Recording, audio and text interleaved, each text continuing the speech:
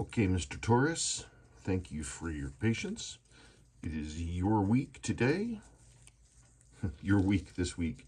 You have two watches here with us. Italian Tuna. And, of course, this Fieldmaster. It's a 6R15 Fieldmaster.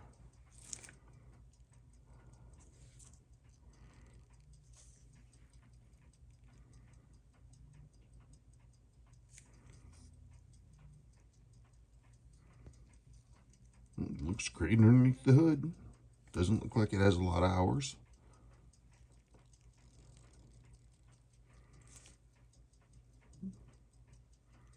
I'm just looking at the case.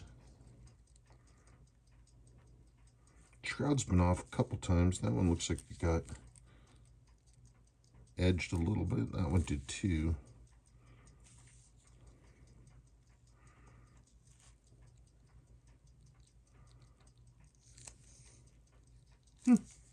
Well, I think it's a pretty straightforward piece of business. We just need to take it apart and service it. I know that it works because I've seen it.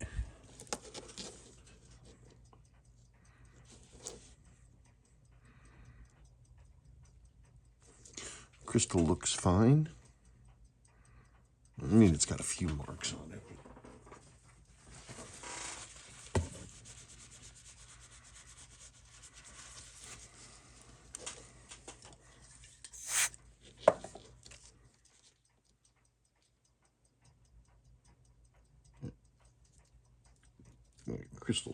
Crystal's fine. Okay.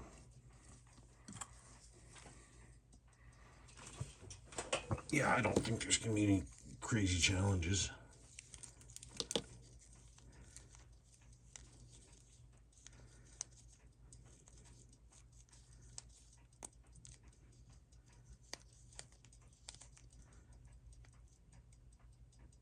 Changes over a few minutes before midnight.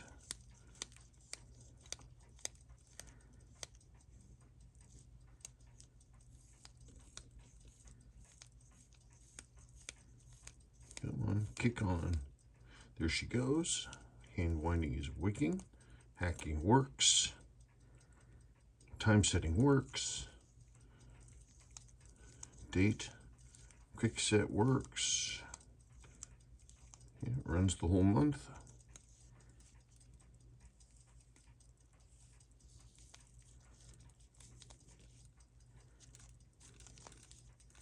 I'm just testing how many threads we're talking here.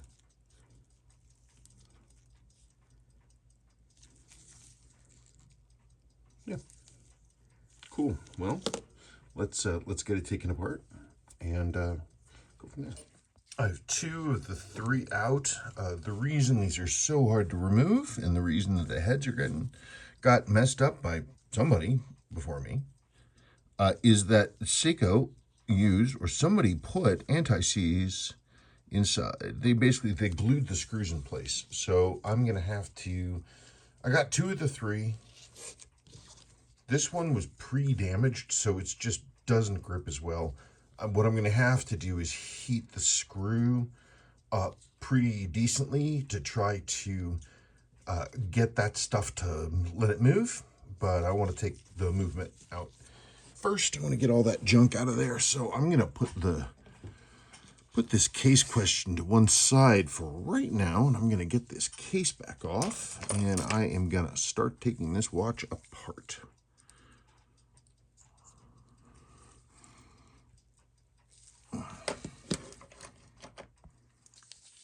Got the case back off. It is interesting. These later case backs, they're not stamped, they're etched. So it's interesting, or is that it looks like this one this case back was actually, it got put into the etchamifier, or whatever you want to call it, off angle. It's like, you'll note the center is actually, it's off. The whole circle is kicked this way. It's wild. I haven't seen that before. Get this thing open. I already cracked you open. What's your problem?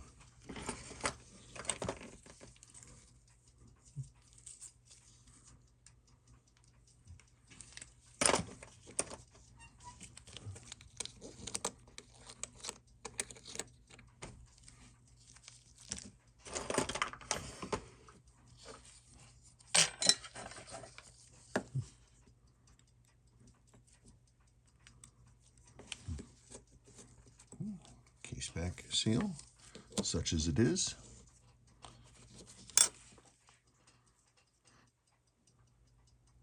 Don't see any servicing marks inside the case back.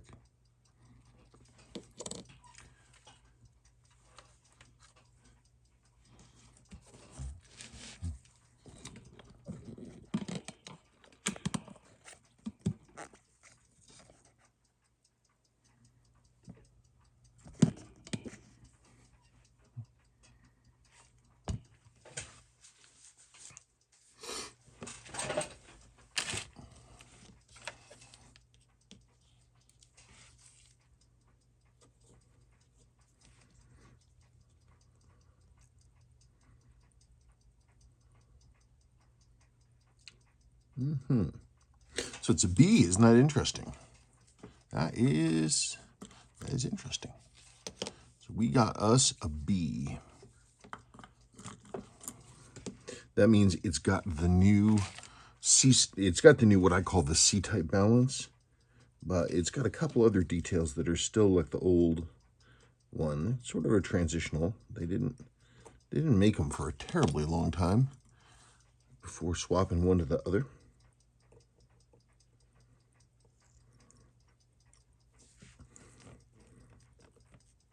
There we go.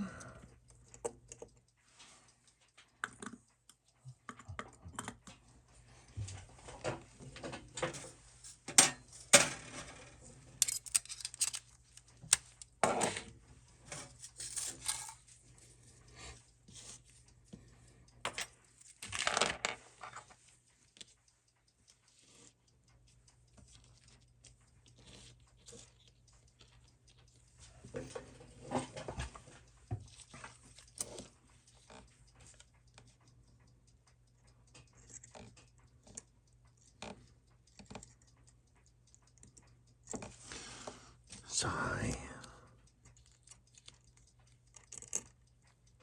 Yeah, there we go. There it is. There's your winding weight.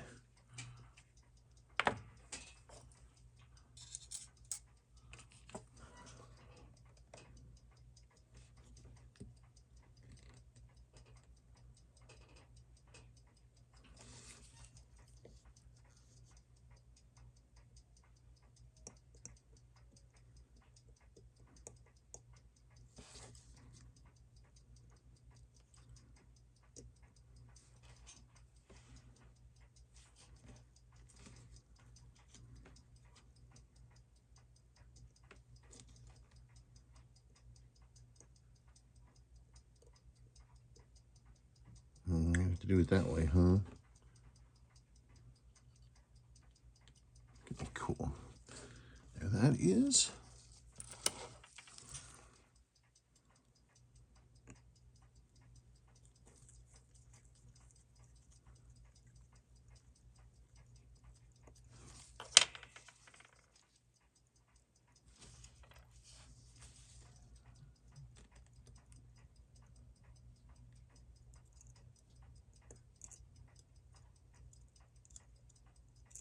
Gosh darn it, come on.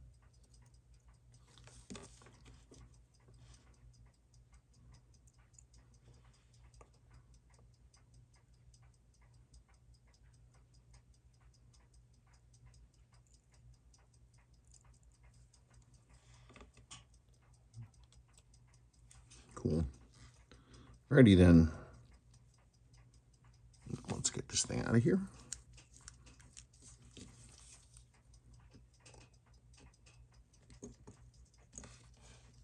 Isn't that interesting? Double rings. Wow, they were like, we got to make sure this thing is waterproof.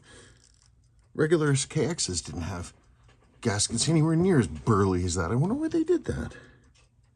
Isn't that weird? Well, I look forward to finding out more about that, because like even a regular 300-meter tuna doesn't have anything near as burly as that. I wonder, they were like, this thing's going to really face adversity.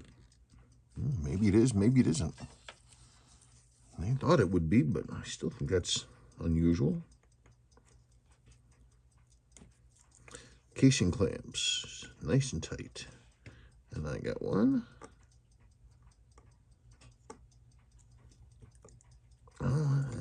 go. There we go. 2.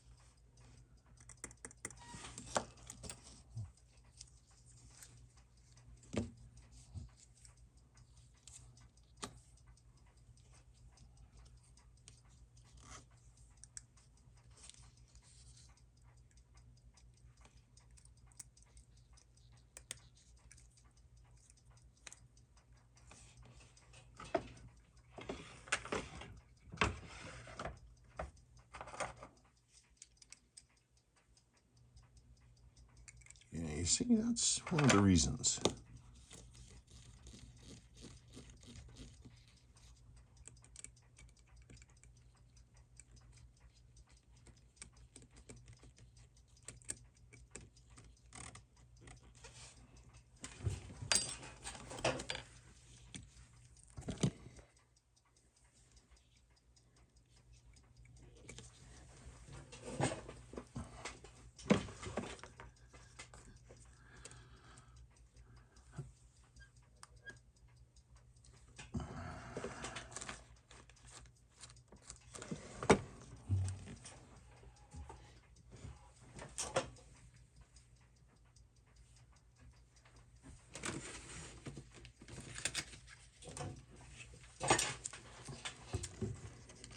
Brand new.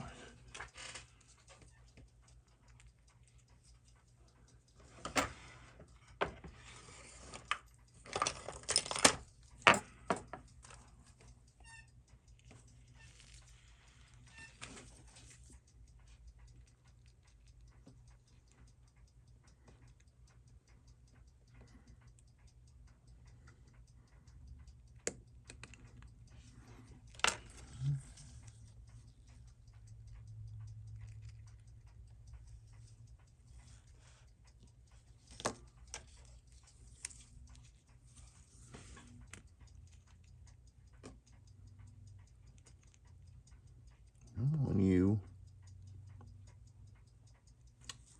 blurb, I don't want to do it that way. You know what? I'm not gonna. That's just the way it is.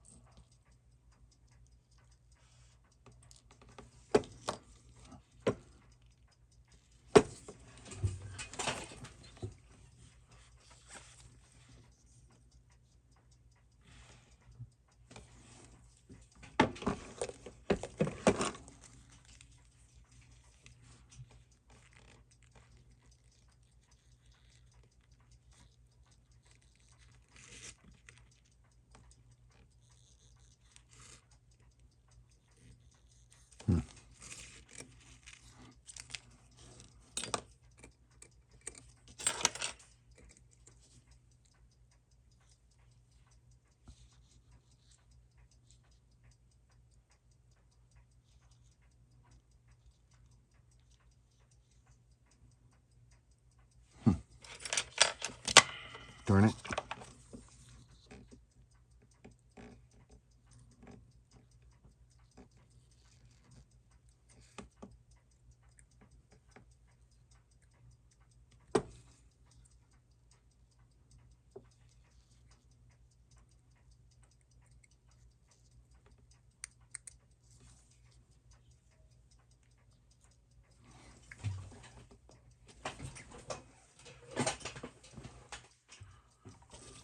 Here we are. Everything is stripped off, dial is off. It's interesting to me that they went back to using they were still using, instead of the 7S system where the dial feet just go into a plastic ring, this one actually still uses the old school with the turn locks. That's pretty neat. Don't see that too often. Let's get this thing apart.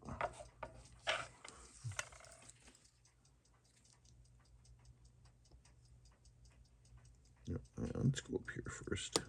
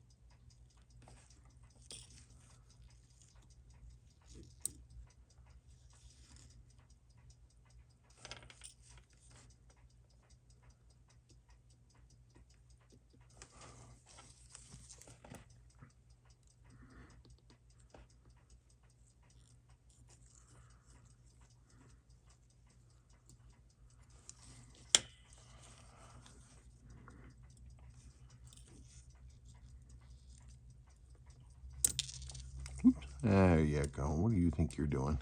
Come back here. Got you. Pretty clean.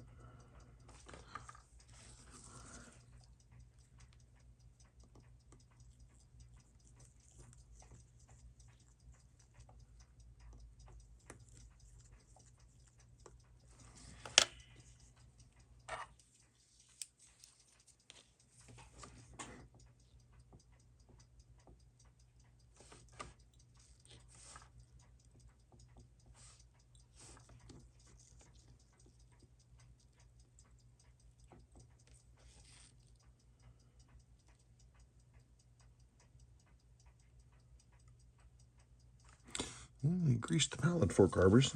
Let's see if they did the lower one. First, let's look at this.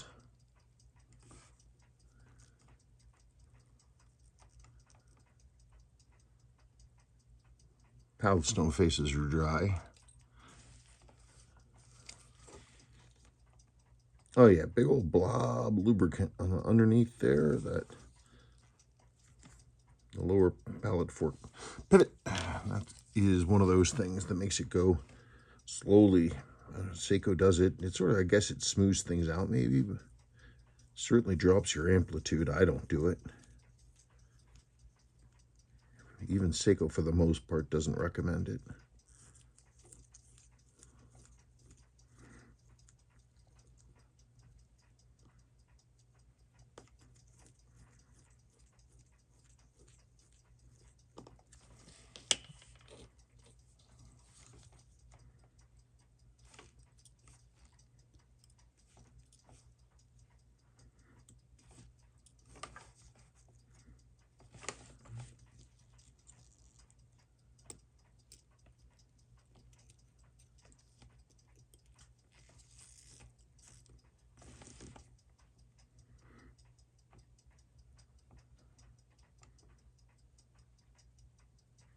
Cool.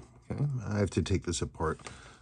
This whole bridge needs to come apart. That retaining washer snappy-on-y thing there has to come out so I can get to the diafix settings, which I will do here in a moment. But I'm going to do that off screen because I want to make sure it doesn't fly off into the darkness, never to return.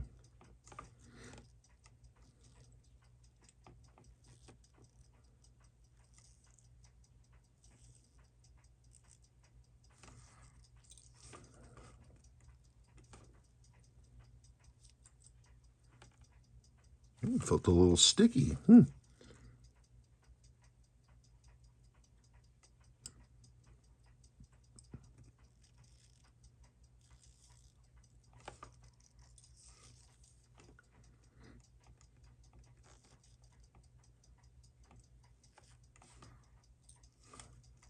One of the hallmarks of this series is how much they simplified so much of it.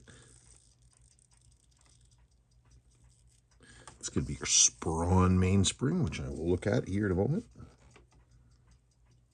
Your hacking lever. Hacking like it never hacked before.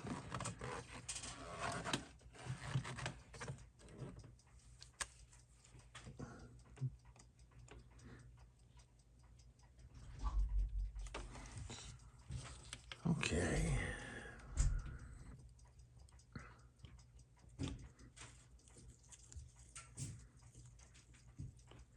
It's one of the biggest changes when they went to this, that they switched the keyless works from being on the other side of the main plate under the calendar to being in the basically in the middle of the train.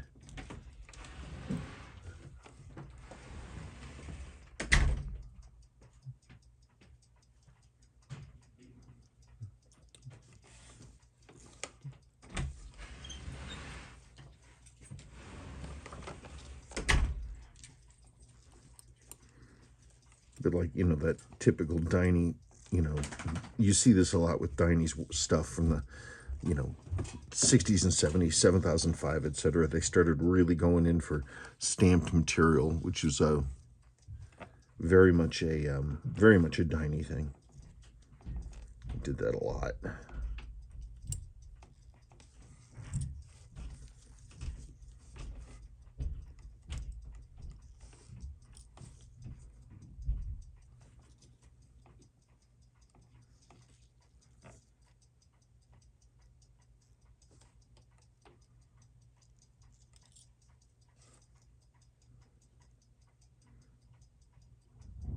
Okay.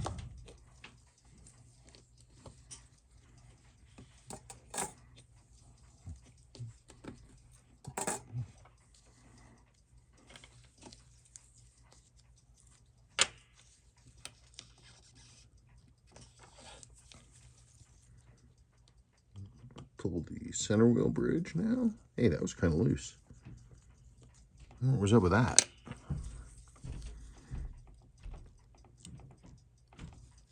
Come here.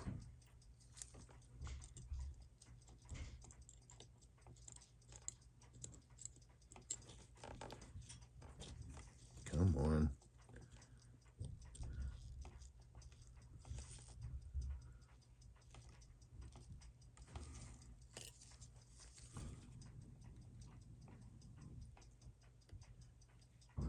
This is one of the weird things about this is because they wanted to make these a hand winder, but they didn't want to basically redo everything. So they just sort of reconculated it and gave it an extra wheel, extra setting wheel. So it's got not one, not two, but three.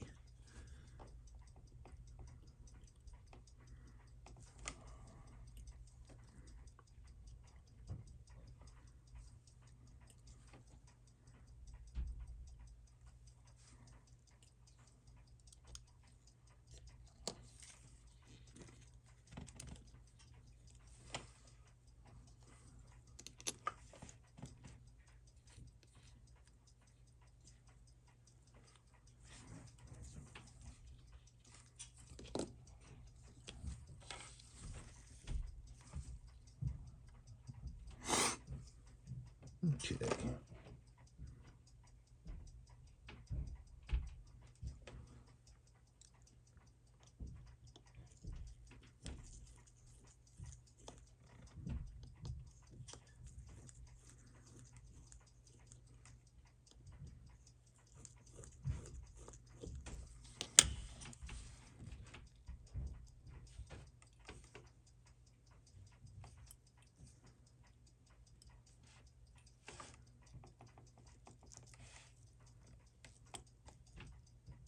Oh, right.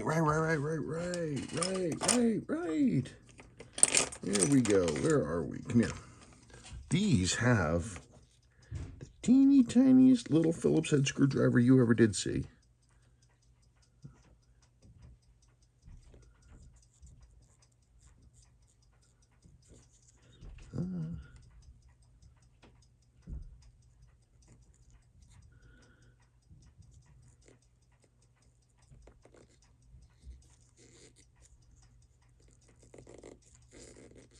Come on. Oh, I see. Well, that's annoying. This is my custom-made little screwdriver specifically for these. Looks like I'm going to have to go with plan B, which I don't really feel like doing, but I guess I'm going to have to.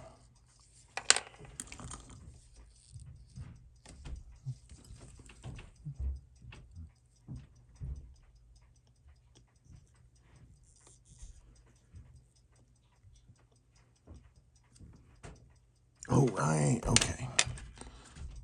Hold on just 1 second.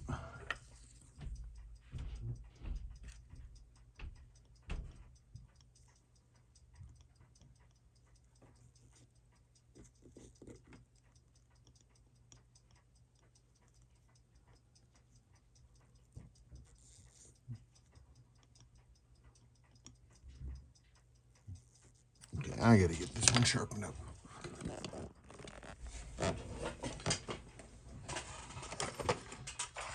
I always wonder if teeny tiny little screw like that was put in because it was discovered after the fact that something wasn't quite holding right.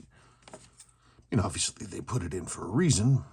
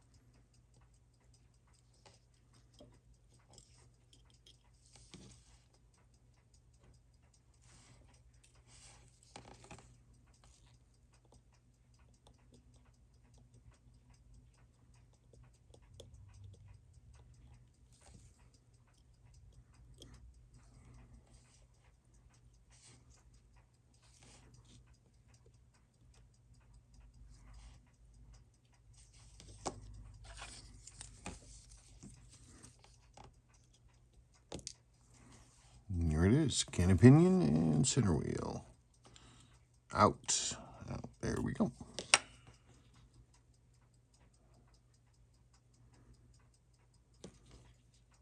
Now, I'm not going to bother pulling this stuff here simply because it's pretty much open to the world.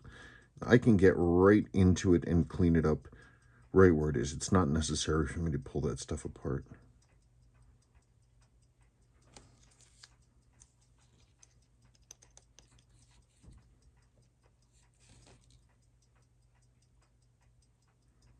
Yeah, it's a mix of, yeah, the grease is all pretty dry and pretty dirty.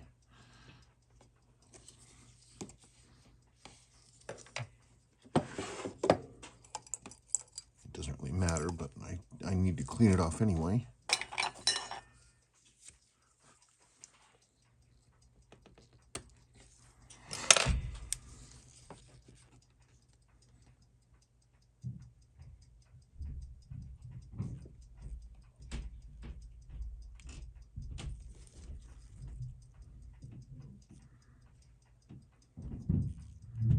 Yeah, that was a little dirty, gross.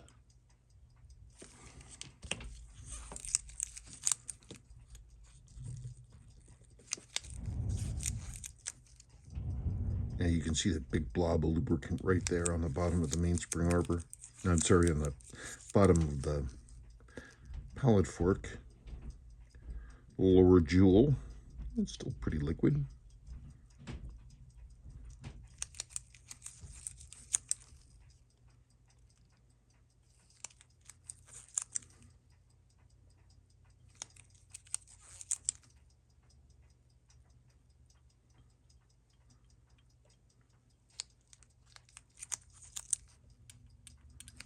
Interesting.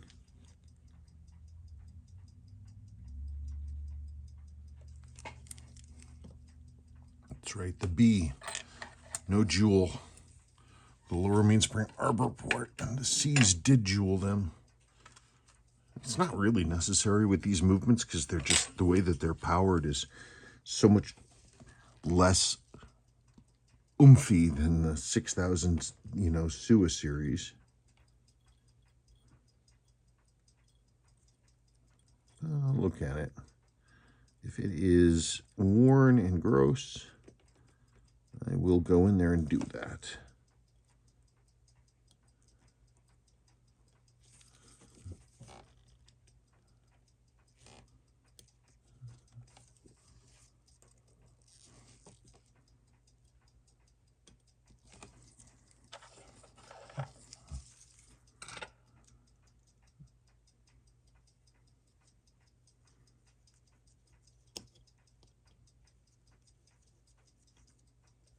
Okay, I want to take all this stuff apart. I'm sorry, I want to get this stuff cleaned out. I'm going to rip apart the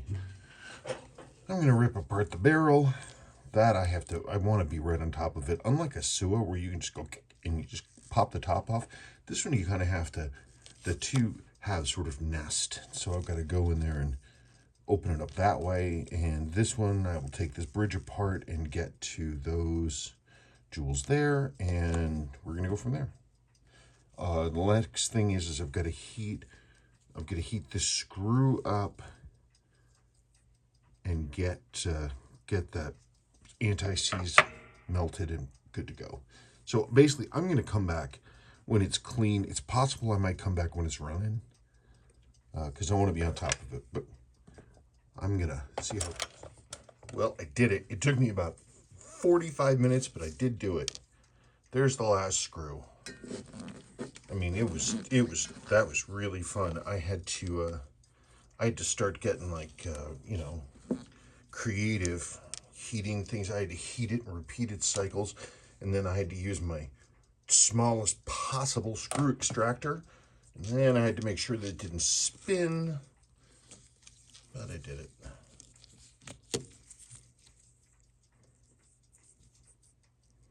And that's why we don't leave well enough alone. We want to make sure we get that crap out of there. Yucky. That is no good. Get that out. Yeah, we gotta get that all cleaned up. That is no bueno. Well, I mean, it's fine. It's got to be cleaned. So let's get it cleaned.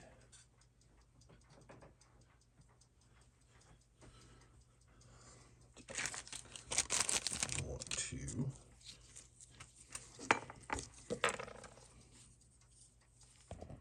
Yeah, it's dirty.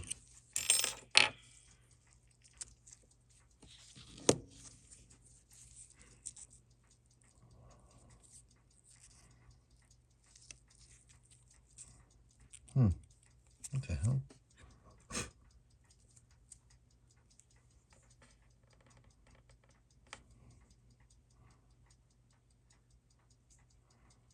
Yeah, I'll hand clean all that.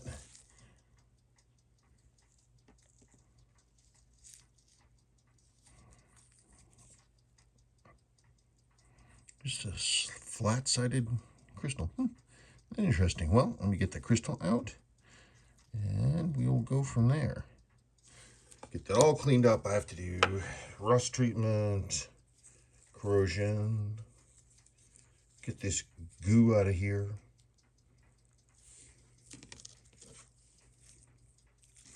This gasket out.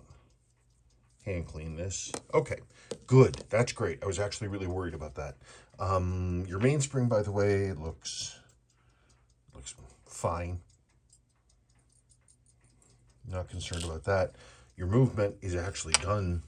Going through the cleaning cycles, now I have to reassemble. But first, I'm going to clean all this stuff up and then clean the bench. We'll go from there. Here we are, post-rebuild. I dropped the balance like, I don't know, 2-3 minutes ago. The automatic winding is not on there yet, so just keep that in mind. Whoops. This is tiny. Let's do it that way. No idea what we're going to see. Could be anything. Could be nothing.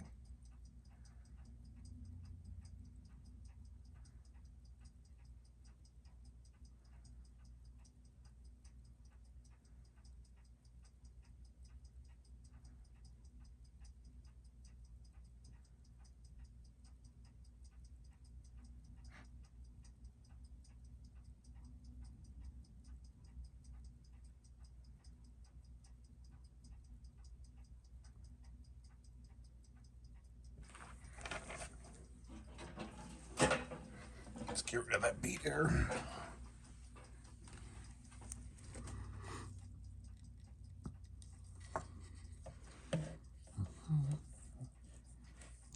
We are gonna go this way.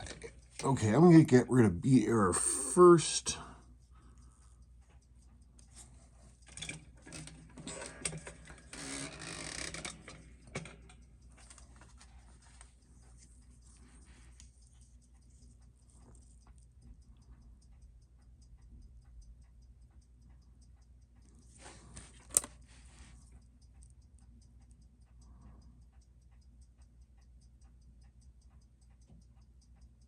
Oops, probably was a little too much. Just a little. Kind of resisted me there for a sec.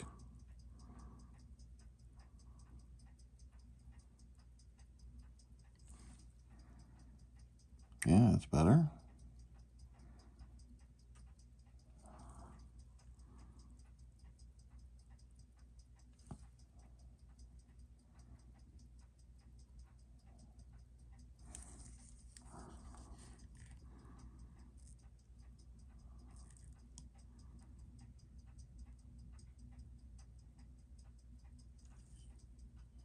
I'm going to try to drop that rate down now.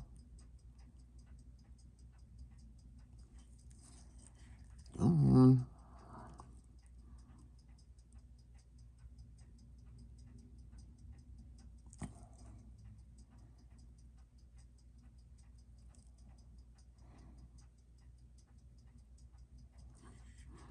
A little better.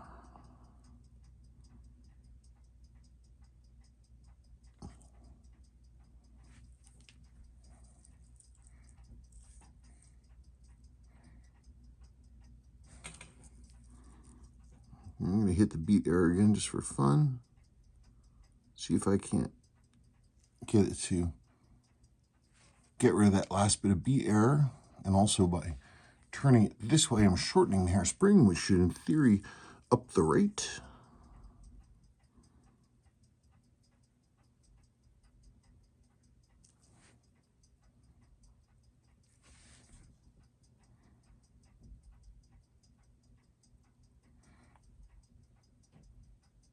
Just like that.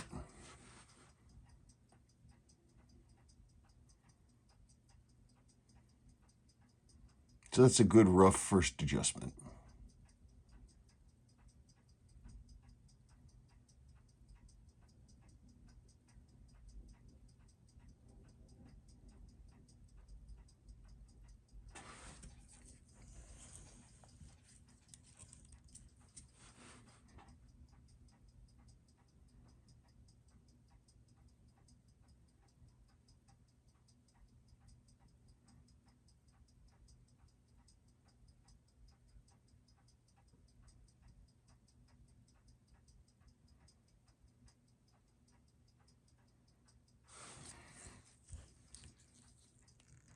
Make sure this is tight. You ready? Everybody ready?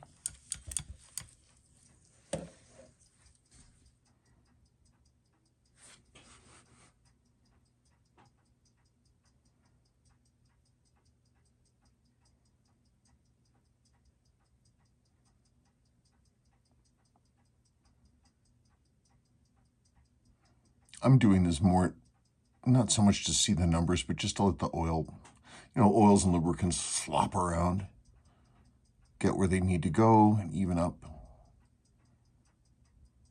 Just to see if I've got any really like serious up versus down issues. Not really.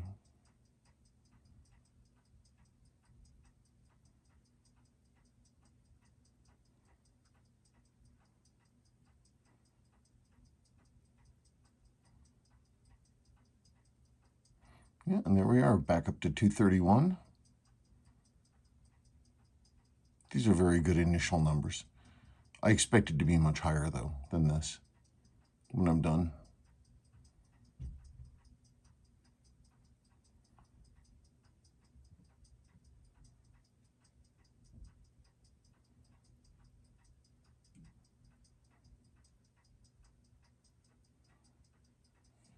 Come on. Kick it up a notch. Give me some more. Gimme, gimme, gimme. Come on. Better than 232. Give me something better than 232. And then I'll put the rest of you together.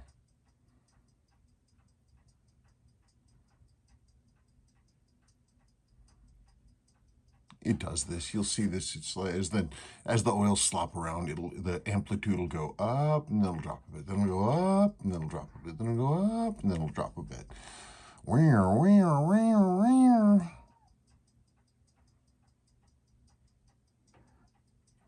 Speaking of squeaking, Kraken, how'd you get in here? What?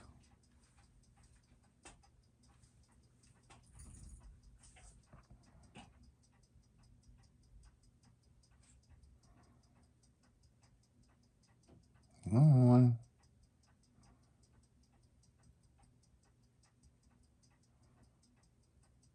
Don't make me a liar.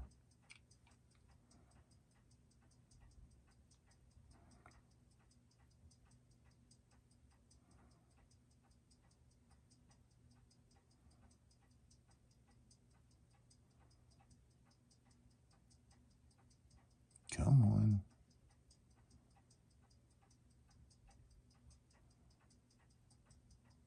What's nice about this new timegrapher, is you can see the average over the course of the whole 12-second testing period.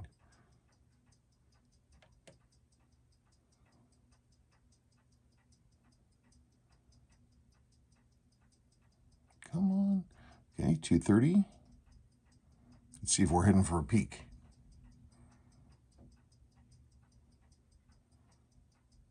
Give me better than 232 and I'll put the rest of you together.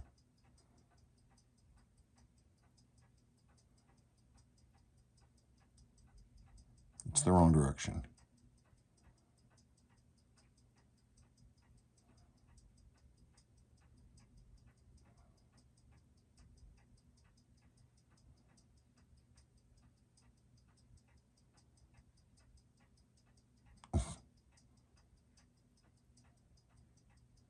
This isn't actually really a big deal. I'm just doing this to do it. It's just nice sometimes to say, hey, give me what you got and see where we go. These are good numbers to start. I really want to see it slop in a little more. But this is just a personal thing.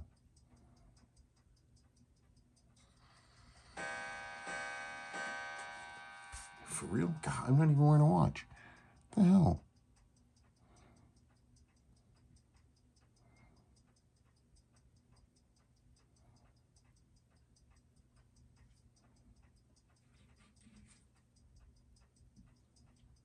Okay, let me put the rest of the movement together.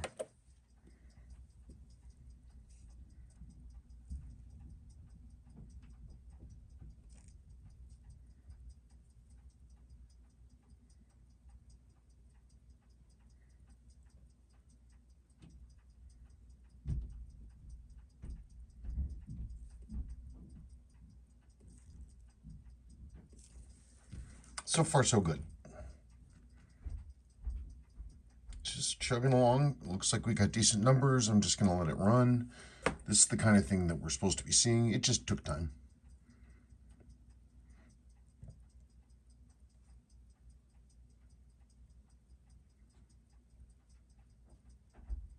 Pretty good stuff.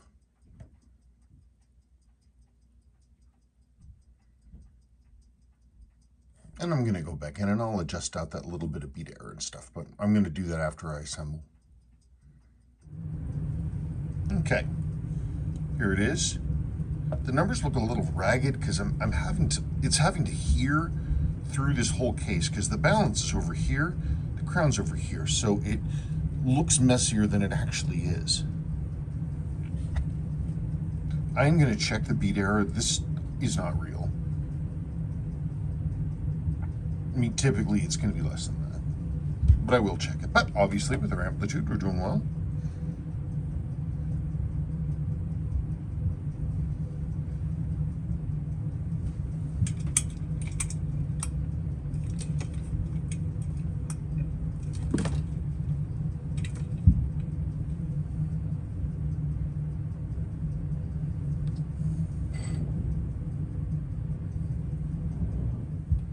Okay. So we're seeing a little bit of this beat error, but that's because the machine can't really hear as well. This is where the mic is right there, and it's having to listen to the crown to transmit the beat, which is all the way from the balancer, which is over there. But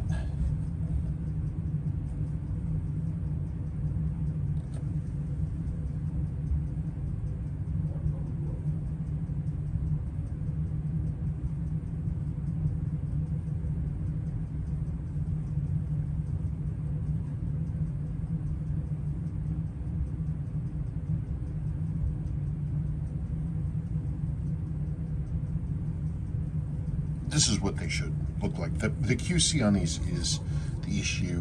Whenever there's an issue with one of these, the actual design is fine. No problems. There we are. Looking good. I'm happy with the results. The movement came out great. Case is all clean. One of your shroud screws was super jacked up. To the point that I can't really repair it, so I just went ahead and replaced it. Yeah, it's interesting. I mean, I don't know why, but Seiko used Loctite and got these down, and it's no wonder these things are hard to get out. I mean, my SUNO 19 had all kinds of trouble with that. Anyway, there it is in all of its glory. So that's it. You will get the screw back and the dead gaskets, and that's it. But beyond that, it's good to go. Okay, thank you very much.